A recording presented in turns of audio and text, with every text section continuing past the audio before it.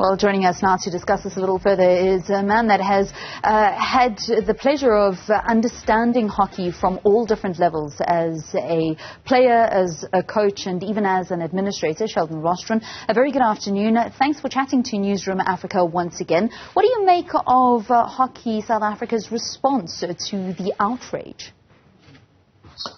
Yeah, I think the reality is that they do deal with difficulties in managing income and generating income or sponsorship in terms of being able to supporting the teams. But I think the frustration lies heavily with the athletes and I think the general public and the hockey community in terms of maybe the way that this was approached. And essentially, when people are funding and self-funding themselves throughout the process, and they're motivated through performance and they're motivated through objectives which they set for themselves, and they reach those objectives and essentially get plucked away, I think the fact of the matter is that questions will remain and questions will be asked as to, was it the best strategy? Was it the best way that the process was managed?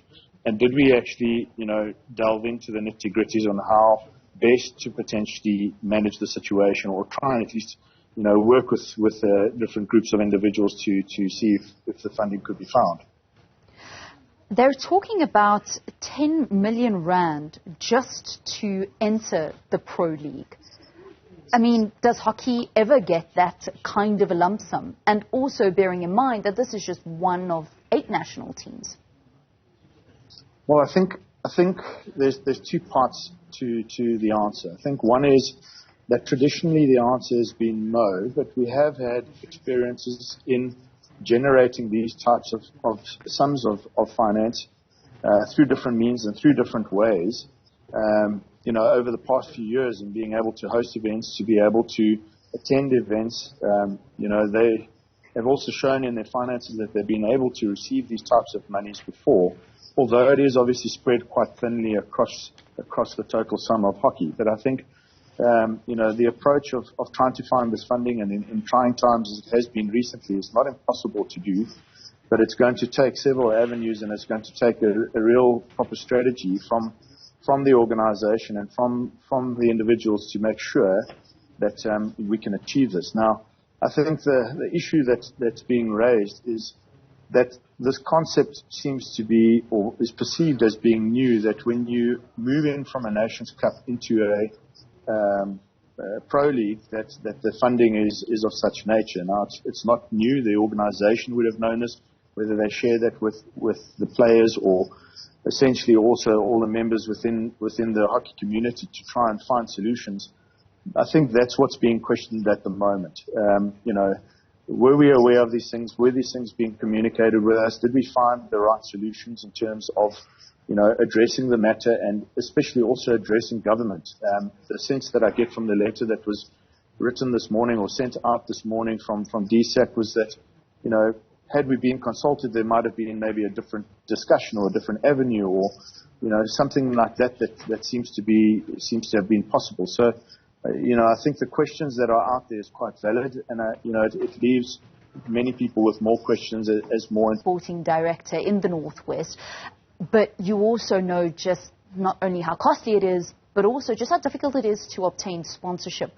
Is there much of an appetite among corporate South Africa? I mean, I understand what you're saying. Perhaps if the National Hockey Association had approached governments a little bit earlier, if the players had been made aware that they needed to fund a lot more than what they were expected to be a part of this league. But surely corporate South Africa also needed to come on board. How easy is it to get them on board for hockey? So I think the sport is attractive.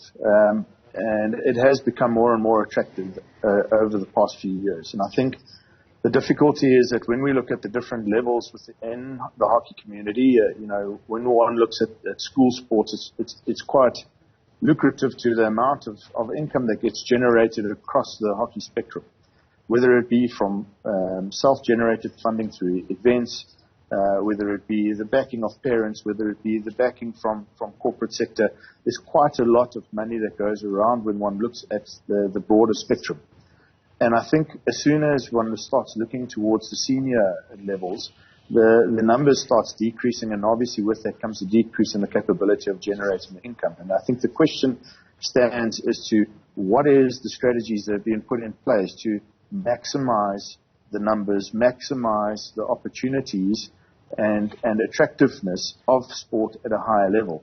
And when I say the higher level, it's more at the senior level, if I can put it that way. Now, the momentum that has been gained, if one just takes, what has happened within the men's environment and the positivity that has been brought around the men's team over the past few years, and the traction that they've created has started creating the situation of people being interested. And, it's not always easy when one talks about the corporate world.